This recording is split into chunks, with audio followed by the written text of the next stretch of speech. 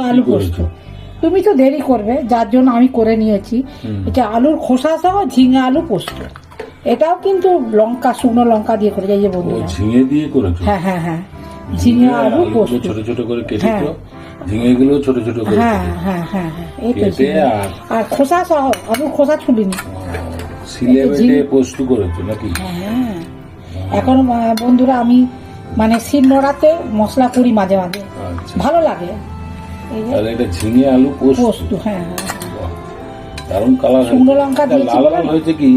শুকনো লঙ্কা দিয়েছি? হ্যাঁ হ্যাঁ হ্যাঁ, ও শুকনো লঙ্কা দিয়েছি তো তার জন্য লাল লাল হয়েছে। লাল লাল হয়েছে। হ্যাঁ, আচ্ছা, আর টেস্ট হয়। তাই শুকনো লঙ্কা দিলে, কাঁচা লঙ্কা যেমন সাদা সাদা হয়, মানে সাদা কাঁচা লঙ্কারও টেস্ট আছে, কিন্তু শুকনো লঙ্কার একটা আলাদা রকম টেস্ট। মানে আলু ভাতে মাখলে শুকনো লঙ্কা দিলে খেতে নিশ্চয়ই খুব সুস্বাদু। হ্যাঁ হ্যাঁ, আমার জল চলে আসছে। আচ্ছা, আচ্ছা, আচ্ছা।